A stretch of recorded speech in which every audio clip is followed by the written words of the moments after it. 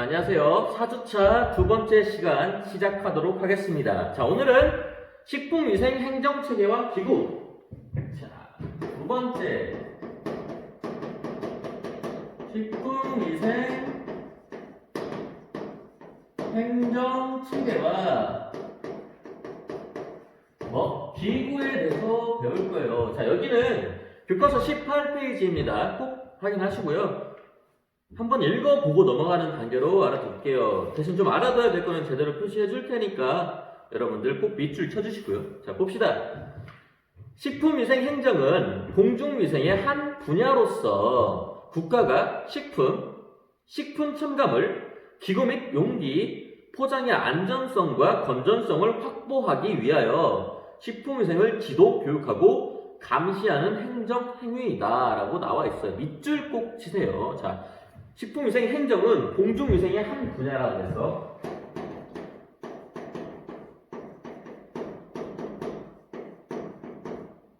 한 분야로서 뭐한다? 국가가 식품 첨가물 그리고 기구 및 용기, 포장 등등의 안전성과 건전성, 그러니까 모든 식품위생 분야의 안전성과 건전성을 확보하겠다 이거잖아. 확보하기 위하여 식품위생을 뭐한다? 지도, 교육, 감시한다. 자, 한 분야로서 뭐를 감시한다? 식품에 관한 모든 과정에 관한 안전성과 건전성을 확보하고 또 식품위생에 대한 지도 및 교육, 감시를 하겠다는 소리입니다. 어디서? 행정기관. 그죠? 이런 걸 한다. 감시하는 행정 행위를 뜻합니다. 식품위생 행정이라는 것은 공중위생의 한 분야로서 식품의 모든 과정, 그러니까 포장, 제조, 생산, 판매에 관한 모든 과정에서 안전성과 건전성을 확보하기 위함이고, 식품위생에 관한 지도, 교육, 감시를 하면서 이 모든 것을 관리하는 행정행위를 뭐라고 한다? 식품위생 행정이라고 한다. 쉽죠? 계속 이해를 하면서 외워주세요. 그럼 정말 쉬워요. 자, 그 다음에 여러 가지 기관이 있어요. 한번 읽어보시고요. 표 1-4를 꼭 체크하시고 외워주세요. 이거는 여러분 꼭 알아둬야 되는 내용이에요. 알아두면 좋죠. 딱히 표를 선생님이 그려줄 필요는 없을 것 같고요. 한번 읽어볼게요. 자, 식품 종류별 관리 기관에 대해서 나와 있는데요. 분류, 관련 법률, 관리 기관을 꼭 체크하시고 여러분 책을 보고 이거를 노트에다가 꼭 필기를 해줘서 머리에 집어넣어 주시면 여러분 기본 상식이기 때문에 다 알아주시면 좋아요. 자, 축산물 및 그 가공품은 어디서 하겠어요? 우리는 당연히 농림부 이런 데 축산부에서 할 줄 알았지만 그런 데서 안 해요. 식품의약품 안전처에서요. 왜? 축산물 및 그 가공품이잖아요. 가공품. 그러니까 식품의약품 안전처에서 관리를 하고 있고요. 관련 법률은요. 축산물위생관리법을 받고 있습니다. 먹는 물은 말 그대로 먹는 물 관리법이에요. 환경부에서 합니다. 그 주류는 주세법이죠. 주세법이고 이거는 이게 기획재정부에서 관리를 한다고 합니다. 자, 밀가리가 아니고 밀가루는 양곡관리법에서 하고요. 농림축산식품부에서 한다고 합니다. 소금은 소급산업진흥법에서 관련 법률을 하고요. 그리고 해양수산부에서 관리기관을 합니다. 다 연관이 있죠. 밀가루 농림, 주류는 기획재정부, 재정, 술이 비싸니까 주세법이잖아. 그리고 이제 먹는 물이니까 환경부, 축산 및 그 가공품이니까 식품의약품 안전처, 소금은 해양, 학교급식은 당연히 학교급식법을 따르겠죠. 교육부에서 관리하고 있습니다. 그러니까 여러분들은 교육부의 관리를 받고 있는 거예요. 자, 국민건강은 국민건강증진법에서 관리하고 있고요. 보건복지부에서 관리하고 있습니다. 요즘 코로나19 때문에 좀 심하죠. 빨리 여러분들이 학교에 나와서 나랑 같이 이렇게 수업하면서 딴소리도 하고 같이 즐거운 얘기도 하고 그랬으면 좋겠어요. 선생님의 속마음입니다. 선생님이 이렇게 강의하려니까 너무 어려워요. 자, 그리고 건강기능식품을 보면 건강기능식품법이에요. 대부분 그 이름을 따라가는 법이 있어요. 이것도 식품의약품안전처에서 하고요. 일반 식품도 마찬가지로 식품위생법에 포함되고요. 이거는 이제 식품의약품안전처에서 똑같이 관리를 합니다. 자, 그림 1-2를 한번 보시고요. 자, 보건복지부 그 밑에는 질병관리본부가 있고 국립보건연수원이 있고 그 다음에 국립검염소가 있고요. 자, 지방자치단체는 시도위생과가 있고요. 시군구위생과가 있고 보건소가 있고 자, 역으로 올라가면서 보고체계가 이루어진다고 보면 돼요.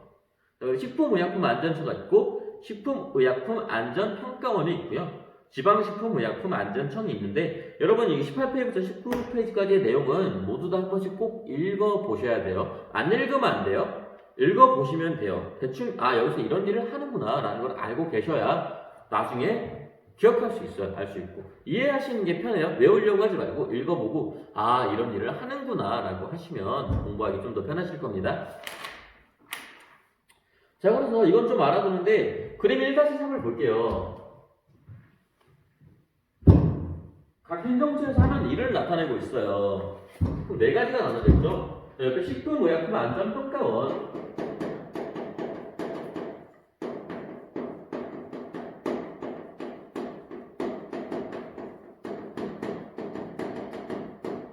평가원이 있고요. 자, 그 옆에 가장 큰 식품의약품안전처, 이 옆에 사이드들은 다 포함되어 있는 거예요.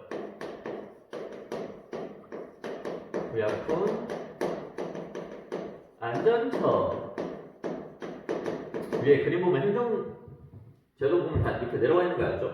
지방식품의약품안전청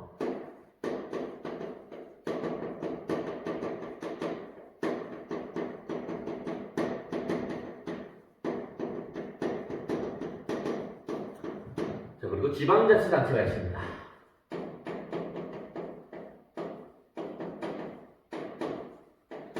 우리 지방자치단체가 클까? 식품의약품안전처가 클까? 당연히 식품의약품안전처가 더 큰 행정체계겠죠. 여기서 파생이 된 것들이 어떤 일들을 하는지 가볍게 봅시다.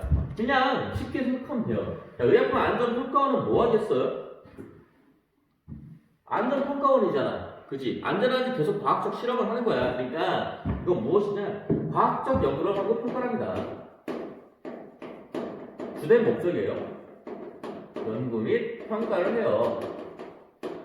그래서 안전한지 안 한지 알아보고요. 식품의약품 안전처는 대표적으로 여기 이제 정책을 개발하는 거지.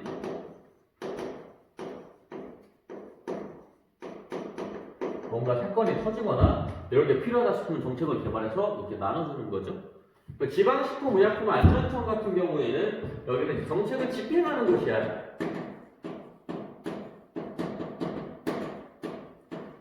정책에 대한 여러 내용을 평가하는 것이고요. 그 다음에 여기는 이제 인, 허가, 지도, 점검.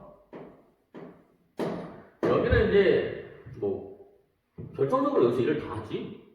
지방자치에서 여기서 허가받고 여기서 평가받고 여기서 지도 받아야 된다는 소리예요. 그래서 세부 내용들은 한 번씩 읽어봅시다. 그러면은 우리 과학적 연구로 평가를 하는 곳, 이 식품의약품안전평가원은 어떤 일들을 할까? 위해 평가를 할 수 있겠죠? 그 다음에 시험 분석을 할 수도 있을 거예요. 그 다음에 시험법을 개발할 수도 있을 거고 허가심사 기법을 개발하고 모니터링 등 조사 연구를 할 겁니다. 모니터링이란 게 지켜본다는 거죠. 그래서 그 모든 과정이 어떻게 잘 돌아가고 있는지를 검사한다는 뜻이에요. 자, 그 다음에 이제 정책개발부 식품의약품안전처는 식품 정책을 집행하고 건강기능식품과 의약품, 생물의약품, 의료기기, 화장품 등의 안전관리를 총책임하고 있습니다. 연구사업 및 위해평가 시험법을 개발해서 맡기는 거고요. 식품의약품 안전관리 정책, 제조, 품질관리 정책을 개발하는 거고요. 그 다음에 식품의약품 시판 전후 감시를 하고요. 식품의약품 위해 사범조사를 합니다. 전반적으로 이 밑에 지방에서 하고 있는 모든 내용들을 다 담고 있다고 보시면 돼요. 큰 틀로. 그 다음에 이제 지방식품의약품 안전청에서는 무엇을 하냐. 이 마찬가지로 여기서 집행을 한 거를 정책을 집행을 했는데 이거를 실행하는 것이 바로 여기입니다. 정책 집행이라고 되어 있죠. 수입식품 안전 관리를 하고요. 유해물질 모니터링을 하고요. 정책을 개발했으니까 그거를 운영해서 적용해서 운영하는 곳이에요. 자, 제조 품질 관리를 하고요. 식품의약품 위에 시범 조사를 합니다. 사범 조사. 지방자치단체는 식품 등 인허가 신고를 접수하고 허가를 하고요. 지도 점검 등 사후 관리를 합니다. 허가를 했으면 잘 사용하고 있는지 좀 위생적인지 사후 검사를 하는 거고요. 유통식품 수거 검사를 합니다. 유통이 잘 되고 있는지, 유통 과정 중에서 안 좋은 식품들이 있는지, 불법을 하고 있는지를 검사하는 거고요. 지역 내 기초위생 관리를 합니다. 이 지방 구역의 위생관리 검사 및 지도 교육을 하고 있다는 소리입니다. 자, 알아두시고 넘어가시면 돼요. 자, 그리고 페이지 20페이지 이렇게 딱 네모 표시돼서 중요한 내용들을 다 적어놨죠. 이거는 여러분 한번 쭉 읽어보세요. 뭐 식품 첨가물 기구 및 용기 포장 등의 기준 규격과 제종 적용 뭐 이런 게 있는데 이런 것들을 전체적으로 한다는 거를 다 정리해 놓은 거기 때문에 한번 쭉 읽어보시면 좋을 것 같습니다. 그리고 이제 더 알아보기를 한번 볼게요. 페이지 21페이지에 여기는 한 번씩 다 읽어보고 넘어갈게요. 되게 중요한 부분이거든요. 식품의 기준과 규격.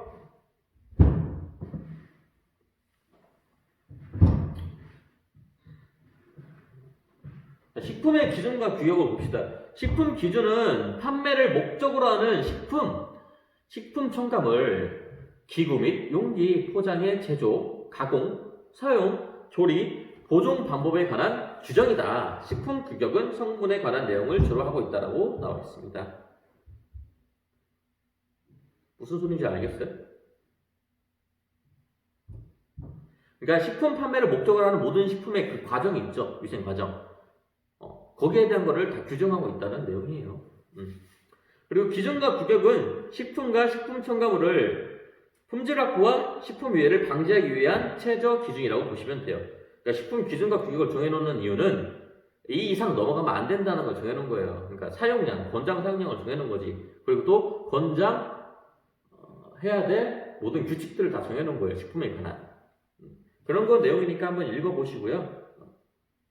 식품 공전이라는 건 무엇이냐? 공전이라는 것은 여러분들 이게 파일이나 법전처럼 이렇게 만들어 놓은 그 서류를 말하거든요. 그래서 식품 공전은 식품 품질 관리와 위생 관리의 지침서라고 나와 있어요. 지침서. 보고서식으로 이렇게 쭉 모아놓은 거를 바로 공전이라고 해요. 그래서 지침서니까 뭐겠어요? 식품 품질 관리와 위생 관리에 대한 내용들을 전체적으로 정리해 놓은 지침서이기 때문에 꼭 읽어보시라고 만들어 놓은 거겠죠. 여러 가지 내용들이 있다는 걸 읽어보시고요. 그 다음에 이거 중요해요. 별표 치시고 국제식품규격 코덱스라고 하는데 이제 뭐 코덱스 엘리먼터리 커미션이라고 읽을 수 있습니다. CAC라고 하는데 그냥 코덱스라고 알고 계세요. 식품 법령을 뜻합니다. 식품 그냥 국제적으로 정하고 있는 식품 규격에 대한 법령입니다. 잘 알아두시고요. 제일 마지막 줄 보면 식품 규격 기준을 포함하는 식품 법전이며 라고 나와 있고요. 뭐 여러 가지를 기준의 가이드라인 등을 제시하고 있습니다. 그러니까 국제적인 가이드라인이라고 보시면 돼요. 뭐에 관한? 식품에 관한 법전이다 라고 생각하시면 편하실 겁니다. 이제 건강기능식품 한번 읽어보시고요. 죄송해요. 건강기능식품 한번 읽어보세요. 그럼 이 학습 정리 한번 읽어보시고요. 여기는 딱히 우리가 뭐 쓰고 필기하고 할 게 없고 그냥 책의 내용을 그대로 보고 아 이런 것들이 있구나 하고 넘어가면 굉장히 좋은 곳입니다. 이해하라는 소리예요. 그냥 보고 잊어버리라는 소리가 아니고 이해하라고. 그럼 이제 학습 정리로 넘어갑시다. 자, 식품위생이란 뭐라 그랬어요? 식품으로 인한 위해를 방지하여 안전성을 확보하기 위한 수단이며 식품위생법에서는 식품 첨가물, 기구 및 용기, 포장 대상으로 하는 음식에 관한 위생이라고 정의했고 WHO에서는 어떻게 했어요? 식품에 관한 제조부터 시작해서 생산, 뭐 판매까지 모든 과정에 대한 뭘 확보? 안전성, 건전성, 완전 무결성을 확보해서 확보하기 위한 뭐다? 모든 수단을 뜻한다 라고 돼 있어요. 기억해 두세요. 뭐 식품위생 범위는 생산부터 판매까지 다 포함된다고 돼 있어요. 그 위에 식품 먹을 때 나타나는 건 뭐다? 식인성, 병해다. 내인성, 외인성, 유기성으로 분류를 할 수 있다. 생성 요인에 따라서 그 식품으로 인한 질병은 뭐가 있어? 4개 있었죠. 첫 번째 병구 감염병, 두 번째 인수 공통 감염병, 세 번째 식중독 네 번째 기생충증. 이렇게 총 4가지 있었어요. 외워두시고, 자, 그럼 식품위생법은 목적이 뭐라 그랬어요? 식품으로 생기는 위생상의 위해를 방지하고 식품 영양의 질적 향상을 도모하며 식품위생의 관리, 감독, 지도, 교육을 하는 모든 행정 행위를 뜻한다고 했어요. 그래서 즉 국민보건 증진을 이바지하기 위함이 궁극적인 목적이라고 생각하시면 됩니다. 그리고 식품위생행정기구는 여러 가지 있다는 거 알아두시고 읽어두세요. 이거는 7번은 안 읽어도 되고요. 8번도 한번 읽어주세요. 그럼 종합 문제를 한번 봅시다. 이것까지 풀고 오늘 마무리할게요. 자, 식품위생법을 제정한 목적이 아닌 것은 국민보건 증진 맞죠? 식품 영양의 질적 향상 도모 맞죠? 네. 식품에 관한 올바른 정보 제공 맞죠? 합성 식품 첨가물의 사용 금지 아니에요. 이거는 허가받은 거면 사용해도 되는 식품들이 있기 때문에 답은 4번입니다. 식품으로 인한 위생상의 위해 방지 맞습니다. 자, 식품 위해 병의 요인에 속하지 않는 것은 우리 방금 4개 말했죠? 그죠? 답은 뭐야? 영양결핍은 식품위생 때문에 오는 게 아니죠. 기생충 맞고, 식중독 맞고, 살모넬라증 맞고, 식품 첨가물 맞죠.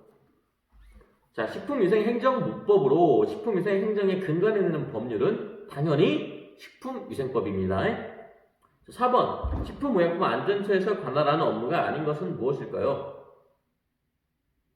아까 다 했죠? 건강기능식품관리 맞고, 식품 첨가물 관리도 맞고요. 식중독 예방도 맞고, 수입식품 관리도 맞고 양국 관리도 맞다고 할 수는 없죠. 양국 관리는 어디서 한다?